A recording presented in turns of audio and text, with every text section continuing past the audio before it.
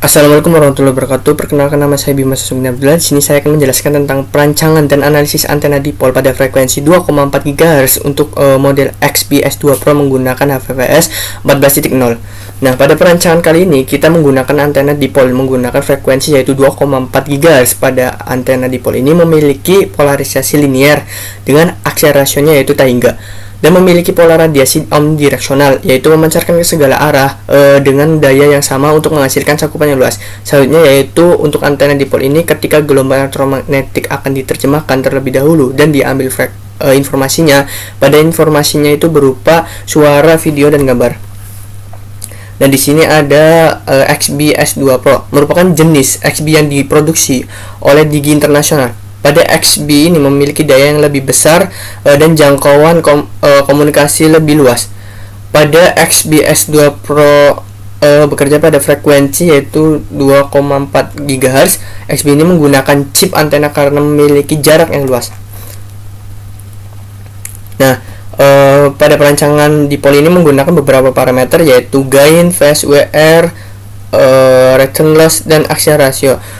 Gain itu berfungsi untuk memusatkan radiasi sinyalnya, dan phase WR itu perbandingan antara tegangan maksimum dan minimum yang terjadi pada saluran yang tidak sesuai, dan return loss itu besaran daya pantul oleh tidak matchnya saluran bebas ke dalam dB, dan axial ratio itu perbandingan magnitude mayor dengan magnitude minor.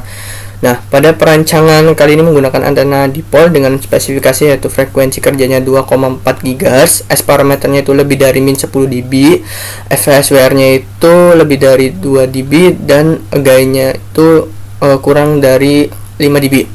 Nah, pada perancangan antena dipol ini juga menggunakan software yaitu HVSS.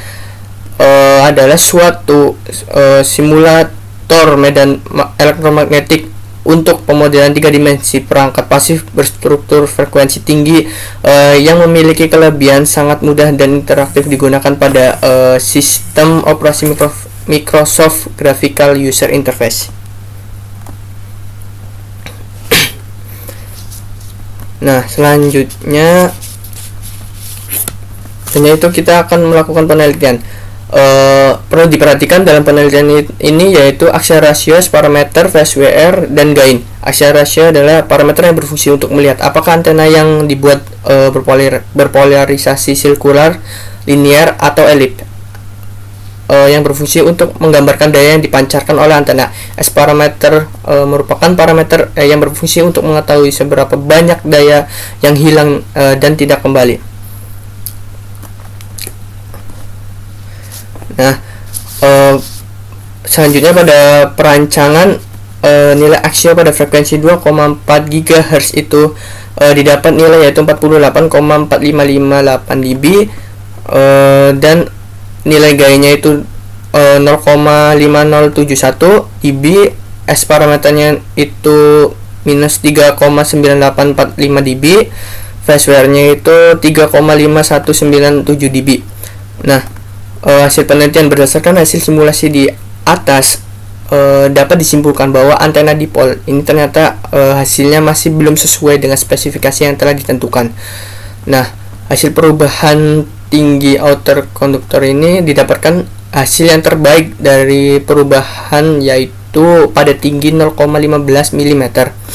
Nah, tetapi karena nilainya masih belum sesuai, maka dilakukan perubahan dengan tinggi wire dari 3 mm sampai 4 mm. Nah, pada perubahan tinggi, setelah melakukan perubahan tinggi wire, didapatkan nilai axial ratio-nya yaitu 35,0359 dB,